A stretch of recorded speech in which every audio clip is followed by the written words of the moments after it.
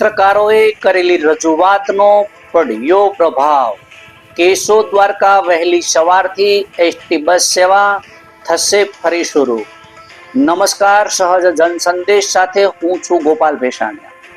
કેશોદથી દ્વારકા વચ્ચે અગાઉ ચાલતી અને છેલ્લા કેટલાક સમયથી બંધ રહેલી વહેલી સવારની એસટી બસ સેવા ફરી શરૂ કરવાનો મહત્વપૂર્ણ નિર્ણય લેવામાં આવ્યો છે। આવનારી પૂનમથી આ સેવા ફરીથી શરૂ થતા દ્વારકાધીશના દર્શનાર્થે જતા યાત્રાળુઓને મોટી રાહત મળશે।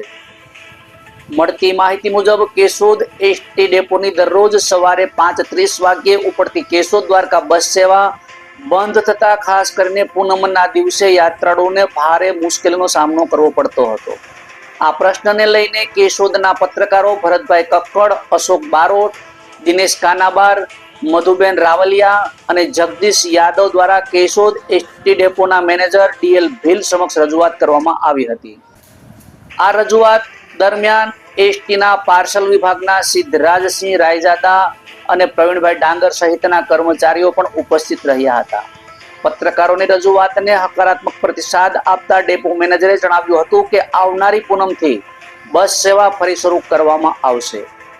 બસ સવારે 5:30 વાગ્યે કેશોદથી ઉપડશે, અંદાજે સવારે 10 વાગ્યે દ્વારકા પહોંચશે અને બપોરે 2 વાગ્યે દ્વારકાથી પરત કેશોદ રવાના થશે। આ નિર્ણયથી દ્વારકાધીશના દર્શન માટે જતા યાત્રાળુઓને વધુ અનુકૂળ અને સીધી મુસાફરીની સુવિધાઓ મળશે। લાંબા સમયથી ચાલતી સમસ્યાનો ઉકેલ આવતા યાત્રાળુઓ અને સ્થાનિક નાગરિકોમાં ખુશીની લાગણી જોવા મળી રહી છે।